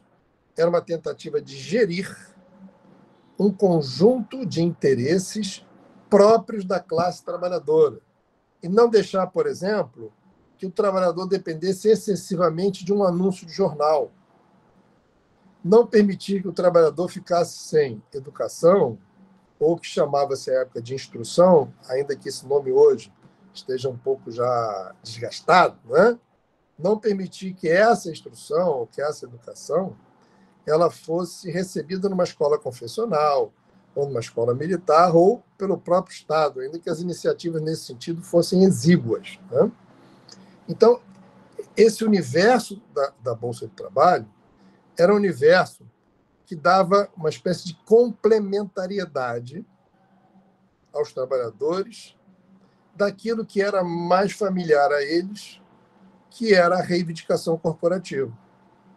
Ou seja, a reivindicação corporativa nas bolsas de trabalho, essa reivindicação corporativa ganhava digamos, um repertório para além da questão da sobrevivência material. Então, eu acho que as bolsas de trabalho, inclusive as bolsas de trabalho, elas são citadas no Congresso Operário de 1920. As bolsas de trabalho, elas são, digamos, um embrião daquilo que os sindicalistas revolucionários desejavam para a sociedade no futuro.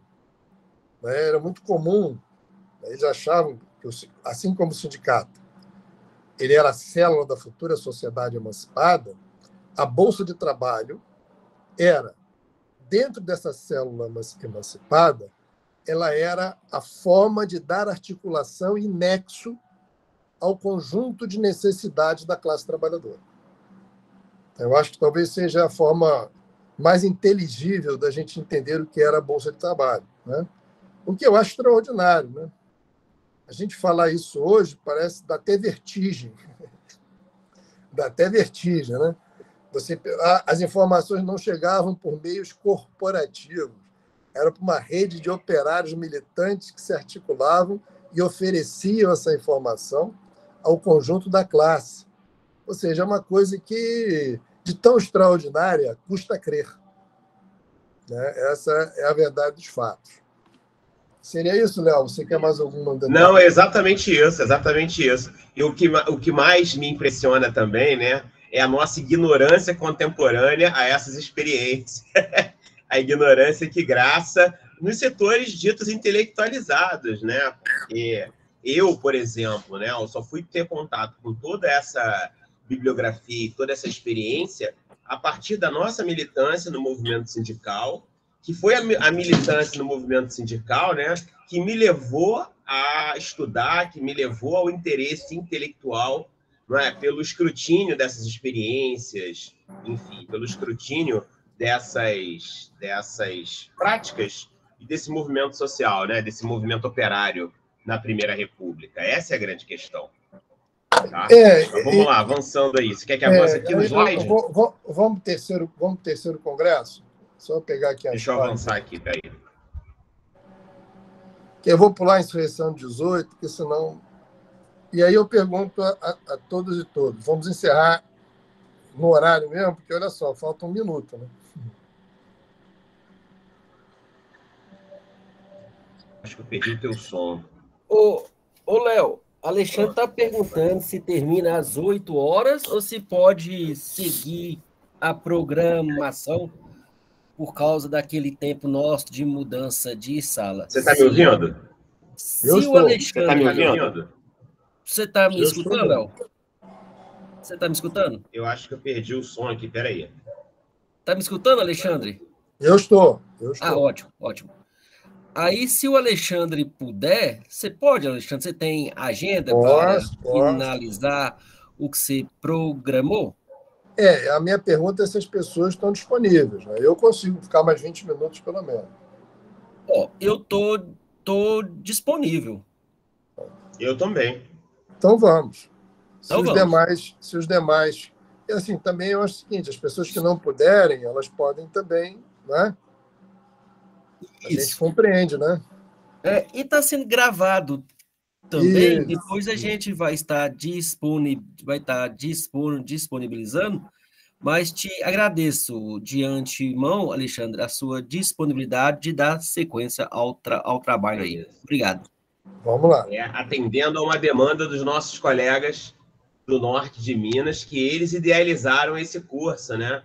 Quando eu estive lá em Montes Claros e Salinas com o Admilson, foi ele que me fez essa proposta espetacular. Né? Salinas tem fama, né? Salinas é maravilhoso. Eu que gosto de uma cachaça. Não é? Olha aí.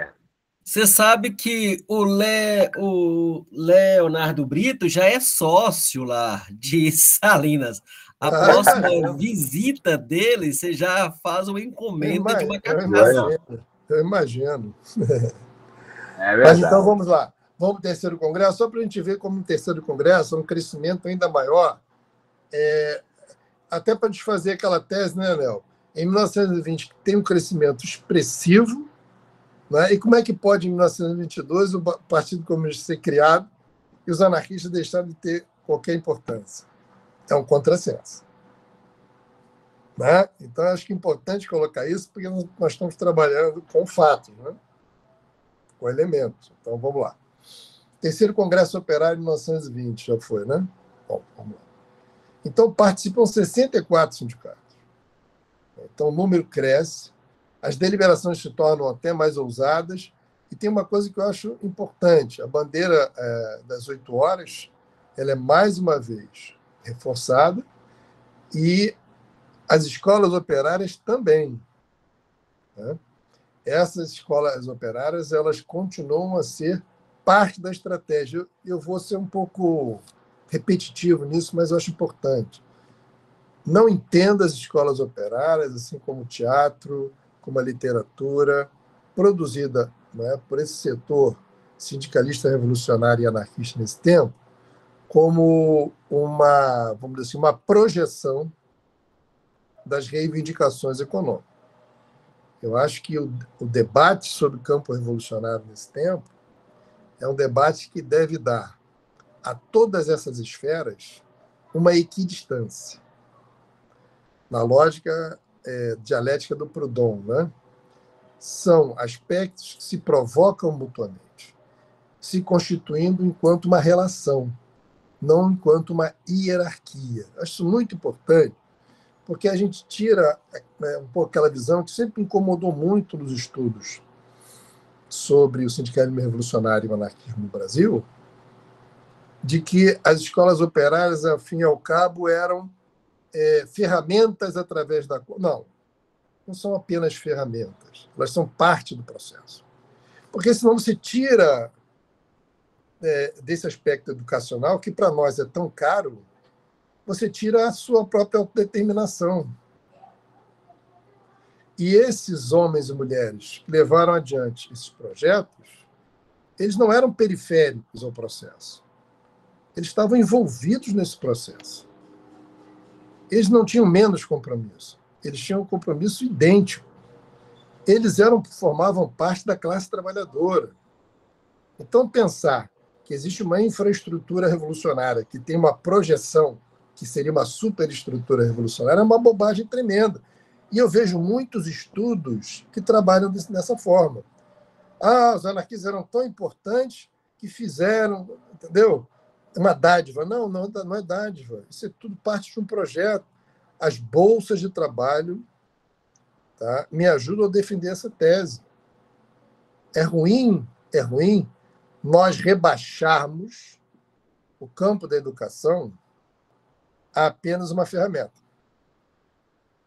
Não que as ferramentas não sejam importantes, mas elas têm que ser operadas por mãos conscientes. Nós somos as mãos conscientes.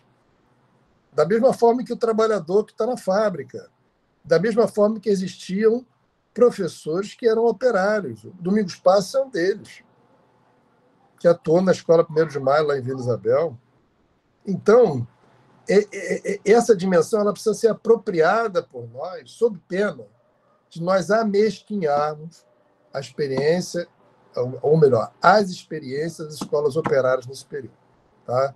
Então, é meio que uma reflexão, mas também um apelo, porque eu vejo isso recorrentemente aparecendo em textos como uma espécie de currículo oculto. Né? Então, vamos autodeterminar também o projeto das escolas operárias. Tá? Bom, dito isso, a luta contra a expulsão dos estrangeiros continua, né? As campanhas contra a carestia de vida, a organização de ramos industriais, aí você tem a priorização de ramos industriais, que é o momento que o Brasil já havia passado pela Primeira Guerra Mundial e pelo fenômeno da substituição de importações. Então, o parque industrial brasileiro era mais robusto.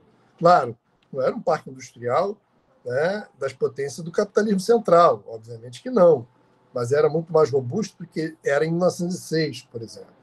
E nessa época, obviamente, também São Paulo já ultrapassa o Rio, o que não havia acontecido em 1906, a época do primeiro Congresso Operário.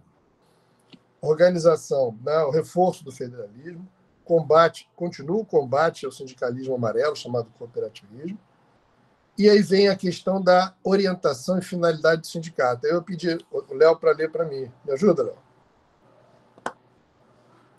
Faço a leitura assim, né?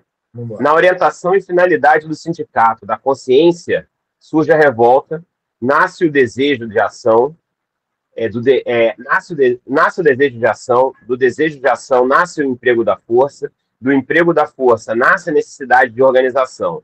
A organização, unindo forças dispersas, aumenta a força de cada um, aumenta a força de todos. Isso, para mim, é quase que uma equação sociológica. Para mim, isso aí é lapidar, né? Isso faz parte das resoluções do Congresso. Bom, aí eu boto aqui na sequência. Deixa eu ver aqui. Isso mesmo. Então, tem aqui no slide seguinte o quinto e o sexto pontos. Você podia ler para mim, Léo? Claro. No quinto ponto, no terceiro Congresso Operário de 20, ficam, pois, firmados os princípios e as finalidades fundamentais da organização operária: revolta contra a injustiça, luta contra o regime de desigualdade entre os homens, ação pela justiça, luta por um regime de igualdade entre os homens. Em síntese, a organização operária, constituída sob um princípio de justiça, tem por fim estabelecer uma sociedade em que todo o produto do trabalho útil de todos seja de fato propriedade de todos os trabalhadores. Né? O que a gente leva à tese de 1840, não é? Propriedade ou roubo. É isso aí, eu sabia que chegamos ao mutualismo, né? Não é? Isso aí, tá vendo? Quando eu fui convidado para estar em Salinas pelo Admilson, né? Eu abri a minha fala exatamente com essa expressão do Proudhon, né? A propriedade é um roubo, e explicando, a partir da lógica do Proudhon, por que a propriedade é um roubo, né? Privada é um roubo. Isso. Mas aí é aquele negócio, né? Essa frase do Proudhon, e aí eu já vou mais ou menos encerrando aqui, tem o último slide, que é o período, né, muito duro do sindicalismo revolucionário, que é o surgimento do Partido Comunista, é o grande prestígio que assumiu a Revolução Russa e o próprio bolchevismo. Isso tudo vai trazer problemas sérios para o sindicalismo revolucionário, porque a própria estratégia do Partido Comunista era também criar candidaturas operárias. Isso feria de morte a estratégia geral da neutralidade política professada pelo sindicalismo revolucionário. Né? A repressão do governo do Bernardes foi muito dura. O Bernardes foi responsável pela criação do que depois seria o DOPS, né, que é a 4ª Delegacia Auxiliar, em novembro de 1922. Foi talvez a primeira medida de segurança pública do Bernardes. E o objetivo da 4ª Delegacia Auxiliar era, claro, era a repressão política aos anarquistas, mas não só, aos tenentes também, aqueles que haviam se revoltado no 5 de julho de 22, ainda no governo anterior. Então, é um conjunto importante de acontecimentos que vão esmagar parte importante da militância sindicalista revolucionária, não só anarquista. São as deportações para Clevelândia, como o Léo já antecipou, né? São as prisões que são feitas e os habeas corpus que são negados. Só para vocês terem uma ideia, o José Oiticica, que era professor do Pedro II, ele foi para a Ilha Rasa, que era uma ilha aqui no litoral do Rio de Janeiro, e pediu um habeas corpus para visitar a família. Foi negado pelo Supremo esse habeas corpus. E, na mesma época, o Partido Comunista pediu um habeas corpus para comemorar o primeiro ano da morte do Lênin, em 25. Né? E foi deferido. Para vocês terem uma ideia. Os comunistas vão concordar, eles vão, digamos assim, de certa forma, admitir que os anarquistas foram, de fato, mais prejudicados com a repressão bernardista. Mas eles atribuem isso também a uma certa determinação histórica. Eles estavam fadados a desaparecer. A repressão fez apenas o trabalho que a história determinava para ela, olha só. Né? Por mais cretino que isso pareça, isso foi uma análise do partido. Em qualquer dos casos, com o advento da Revolução, chamada Revolução de 30, de outubro de 30, o vetor social sindical do anarquismo ele é profundamente afetado. E aí nós temos o grande problema. porque não foi a repressão que atenuou o papel do sindicalismo revolucionário. Foi o fim do sindicalismo independente. As chamadas carteiras sindicais ou cartas sindicais, o atrelamento ao Estado, que o sindicalismo revolucionário não admitia. Né? E aí houve uma dificuldade muito grande dos anarquistas que estavam no sindicato de buscar outro vetor social. Então, esse talvez seja o grande motivo, no meu entendimento, para que os anarquistas perdessem a visibilidade na segunda metade dos anos 30, anos 40, 50 e até 60. Né? Então, seria essa, para mim, a principal razão. Não a única, mas é a principal razão. Tá? Então, no geral, sendo bem esquemático, né? Era mais ou menos isso que eu tinha a dizer para vocês. Mas gostaria, aproveitando e a generosidade de estarem me escutando após as 20 horas, gostaria de receber de vocês algum tipo de relato, dúvida, discordância, para a gente fechar, não com uma fala minha, mas um pouco com a reflexão de vocês que tão generosamente me acolheram aqui nesse final de tarde, início de noite. Pô, querido, eu te agradeço muitíssimo a disponibilidade que você teve aí, né? Enfim, com as duas crianças, né? Com Bentinho e João Humberto, né? Sempre por perto, né? O Alexandre tem 2 filhos muito bacanas. E, enfim, está aberto, né? Admilson, os demais colegas, para tirar dúvidas, enfim, questões, colocar ali alguma polêmica, é óbvio, né? A gente está aqui para isso. Agradeço profundamente aqui a participação do Alexandre, a disponibilidade do Alexandre, né? Que, enfim, é sempre com uma agenda cheia, sempre muito requisitado, né? Inclusive fora do Brasil. Apesar de aposentado. Apesar de aposentado, falo isso, né? Acho que você vem trabalhando mais aposentado do que quando estava na ativa lá com as nossas turmas de ensino médio técnico no Pedro II, né? A Sandy levantou a mão, depois o Admilson. Só para um esclarecimento, então, anteriormente, os sindicalistas, os sindicatos, eles não eram ligados ao Estado, né? Ele vai ser feito depois com toda essa organização dos anarquistas. Ah, tá. Só para esclarecimento. Obrigada.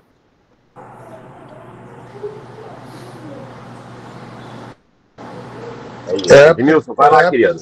Era a época do chamado sindicalismo livre. Isso.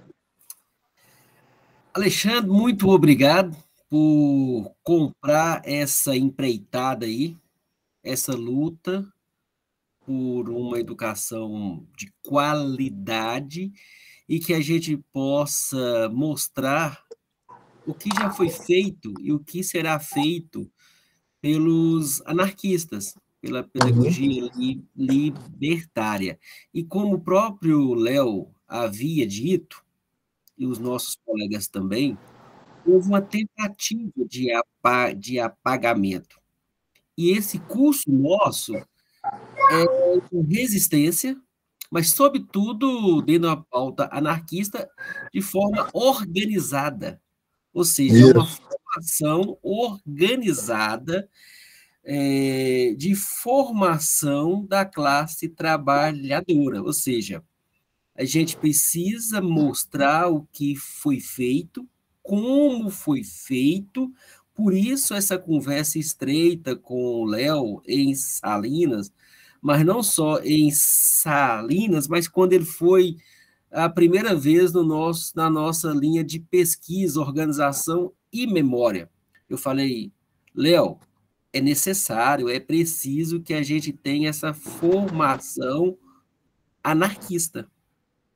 Mostrar via documento que já foi feito, como foi feito, por quê? Se a gente não fizer, cai no esquecimento. E como o Léo é da história, sabe, né?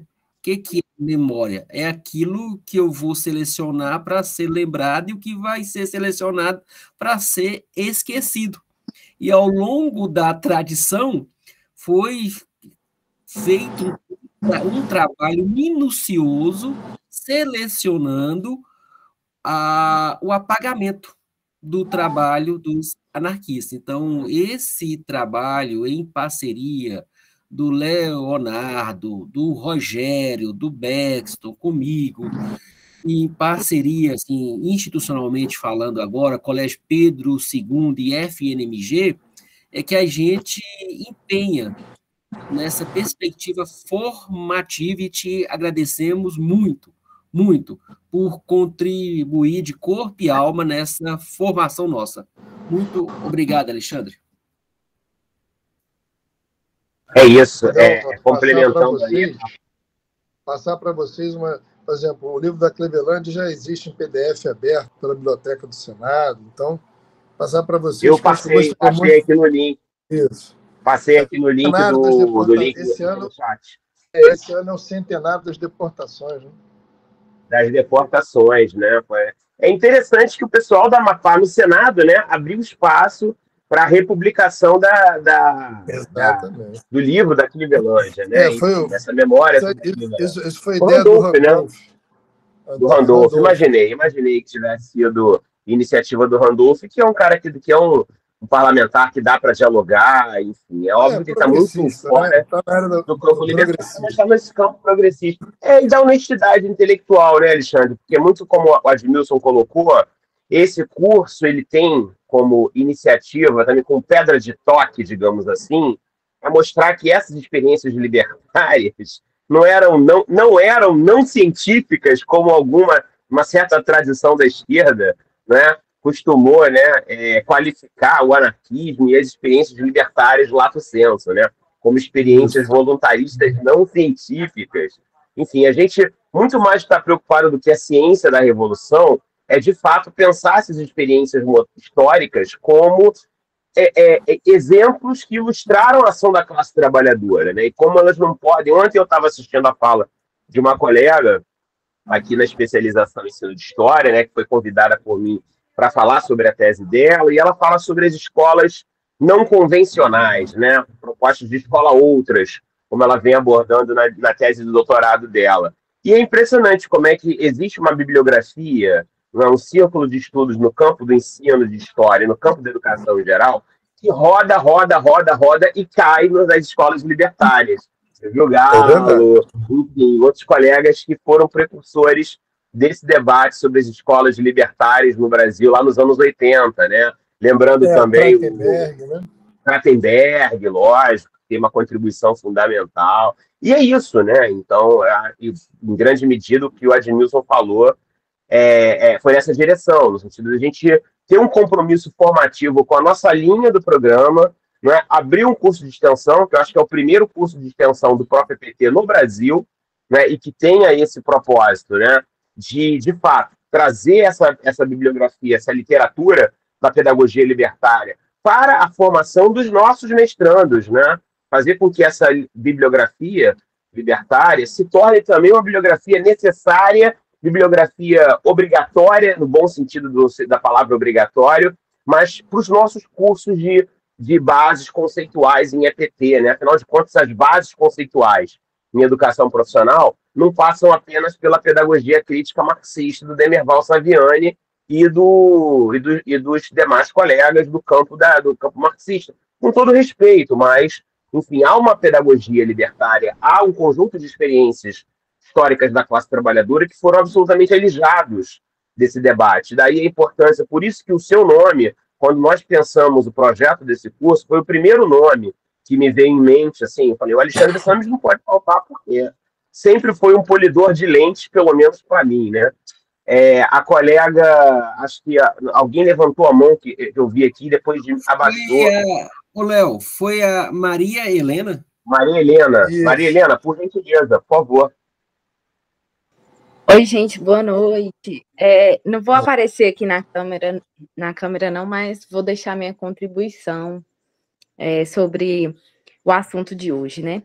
eu gostei muito, e eu que já estive em movimentos da pedagogia, né, tratar sobre o quanto esses movimentos eles foram abafados e tentativa de cortes mesmo dentro desse aspecto do movimento pedagógico, sabe? Isso ainda é uma realidade, mas eu sou prova também como representante discente na época da graduação, né? De que esse discurso ainda reverbera dentro da pedagogia e que é a parte mais forte que a pedagogia tem, assim, tratar a educação dessa forma extremamente libertadora mesmo e de uma forma muito independente, né? A gente discutia muitas pautas, né, de como o curso de pedagogia tinha que ser cada vez mais autônomo, e a gente se deparava também com as dificuldades curriculares, né, as dificuldades políticas, sociais que aconteciam e que sempre barrava os progressos que a gente aspirava, né? Mas o movimento continua e esse espaço aqui é muito importante para fortalecer esse tipo de ideologia, porque é através desse tipo de conhecimento que a gente se fortalece mesmo para conseguir passar para frente mesmo. Então, saudar aí todo mundo, né? E agradecer aí pela oportunidade da palestra.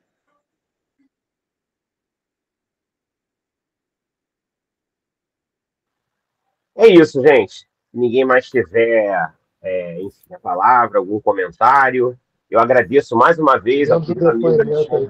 Alguém que se apaixonou, alguém falando que se apaixonou pelo anarquismo por causa das ocupações, isso é importante. É isso aí a Sandy falou, né? Fui eu participei em 2016, no Rio de Janeiro, da SEDUC, do colégio estadual, e por causa de um professor da escola que fazia aulões durante esse período, eu fui me aproximando, foi me ganhando conforme o tempo. Não sei se você sabe, tem um filme sobre esse contexto aí. Depois eu passo para o Léo o link. Me passa assim, Gabriela. Tem dois livros. Tem dois documentários, na verdade.